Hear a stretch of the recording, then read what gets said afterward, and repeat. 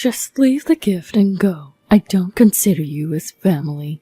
On the day of my father-in-law's funeral, my mother-in-law said this to me, making a shooing gesture. Besides, if people find out that a poor and disgraceful woman like you is my daughter-in-law, it would be a shame for the entire family. I was worn out by my mother-in-law's attitude and harassment, so I decided to do as she said and just leave the gift and go. 3 days after the funeral, I was struck by mysterious nausea and ill health, and I went back to my parents' home to recuperate. While resting in the living room, the doorbell rang. When I opened the door, my frantic mother-in-law grabbed my hands and said, "I'm sorry, I had no idea this was happening." My name is Rosemary. I had been single forever, but at the age of 30, I met Kevin through a hobby class that a friend invited me to. We hit it off because of our many common interests, and after a year of dating, we got married. Kevin is the same age as me.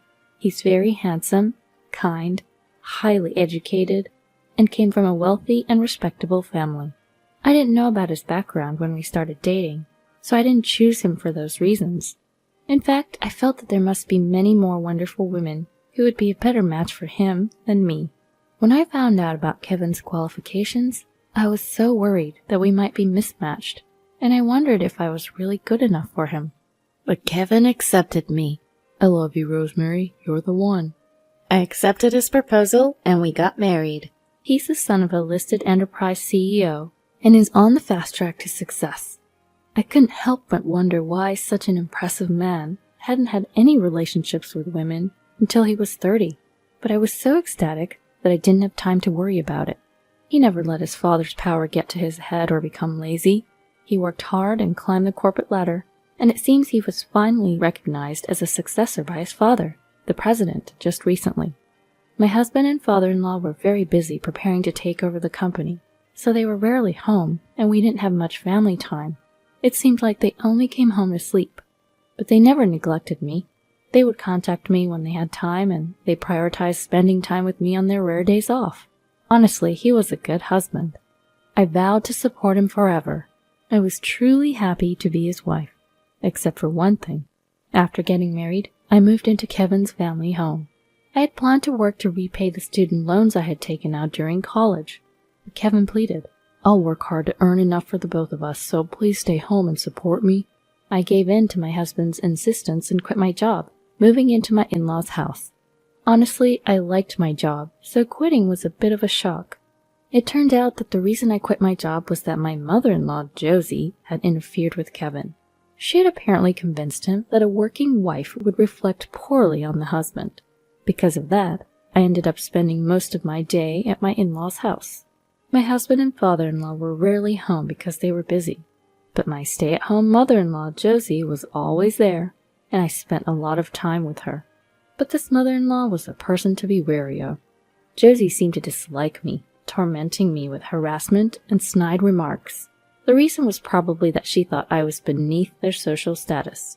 Her family was wealthy and consisted of business owners. Moreover, they came from a good family background, and apparently there were many influential figures in politics, finance, medicine, chemistry, and various other fields in their clan. Almost all their family members were highly educated, having graduated from Harvard or other prestigious universities. And my mother-in-law herself had graduated from a renowned university. She was proud of this and flaunted it. On the other hand, my family was just an ordinary one. My parents were regular office workers, and we were neither poor nor wealthy. I attended a regular college, and I paid for my tuition with scholarships. It wasn't just my family background or university that Josie complained about. She also criticized my appearance. Josie, in her 50s, was beautiful and youthful, always dressed in flashy designer brands. She had been a model when she was young, won beauty contests in college, and was working in sales at the largest advertising agency before getting married. I, on the other hand, had no interest in designer brands and preferred to spend my money on anime and game merchandise. As a result, I was never considered beautiful. I did the bare minimum with makeup and fashion and took care of my figure, but my appearance was quite plain. Naturally, the glamorous world of modeling, beauty contests, and major advertising agencies was foreign to me. My social media was all about games and anime. Josie seemed really displeased that her son had married someone as plain and low as me, both in education and family background. So she harassed me in every way she could think of. She would intentionally spill Coke on my freshly washed clothes, or mess up a room I had just cleaned. Entertainment was forbidden.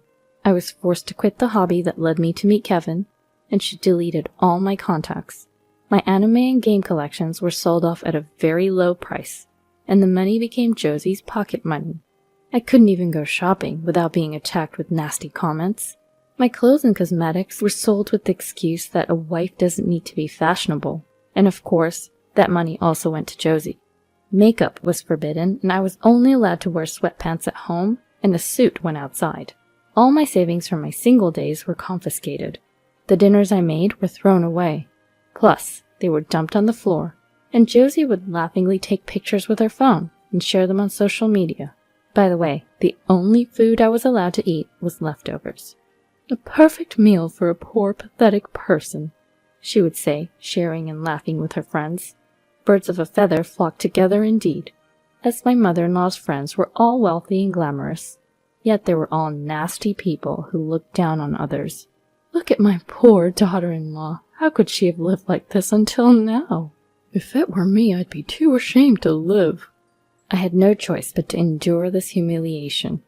After enduring this life for about a year, my father-in-law passed away. He had been suffering from terminal cancer and had actually lived longer than the prognosis. I was tasked with preparing for his funeral. Kevin was swamped with taking over the company, so he had no time to prepare for the funeral. "I don't know anything about this. Rosemary, can you handle it for me?" Josie said and dumped everything on me, lounging around without lifting a finger. I became extremely busy preparing for my father-in-law's funeral, sparing no time for sleep, and my fatigue reached its limit. Somehow, I managed to finish the preparations, and the day of the funeral arrived. However, when I tried to attend the funeral, Josie stood in front of me and said something outrageous. "Rosemary, please just leave the gift and go home." I couldn't hide my surprise at this sudden request. "I don't consider you as family. Besides, if people find out that a plain and unattractive woman like you is Kevin's wife, it would be a disgrace to the whole family." From my perspective, my mother-in-law's hysterical ranting was far more embarrassing, but I knew that arguing back would only heat things up and cause more commotion. "Understood," I replied, and left the funeral venue after placing the gift. 3 days after the funeral, I was struck by mysterious nausea and ill health, so I went back to my parents' house to recuperate. I couldn't rest at home with Josie's harassment. My parents were at work, and I was resting alone in the living room when the doorbell rang. Looking at the camera, I saw Josie repeatedly ringing the doorbell. At first, I ignored it, but she kept ringing the doorbell and yelling at the front door, causing a nuisance to the neighbors, so I reluctantly opened the door. She probably came to take me back, her outlet for household stress and frustration. However, contrary to my expectations, Josie suddenly apologized to me. "What is going on?"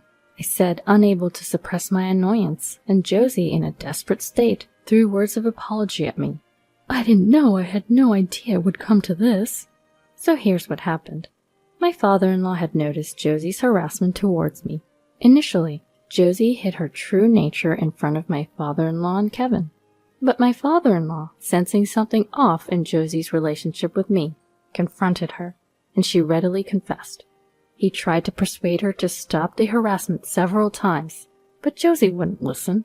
Instead, she became defiant and started bad-mouthing me to my father-in-law. For my father-in-law, who was in the final stages of cancer, persuading Josie was all he could manage. Feeling sorry for me as I was wasting away from the stress of Josie's harassment, my father-in-law left a will before passing away.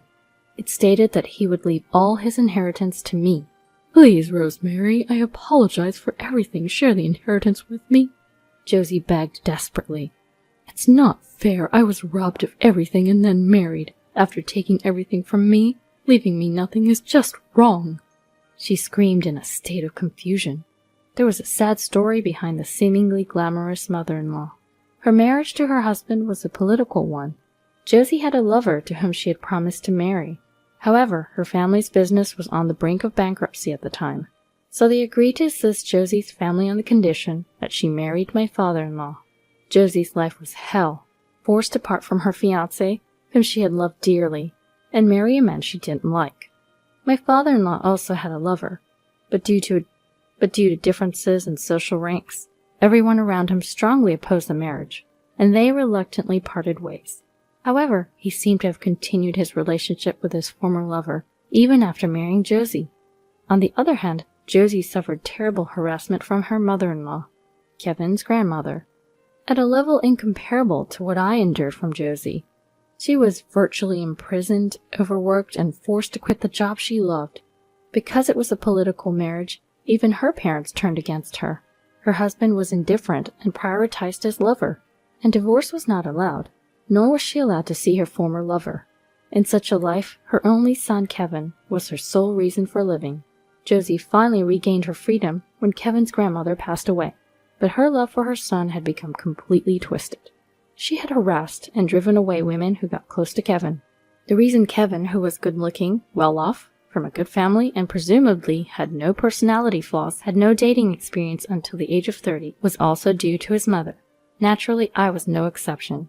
Josie could never forgive me, someone who had taken her son and had a proper marriage, something she was not allowed. So she tried every trick in the book to harass me and make Kevin and me divorce.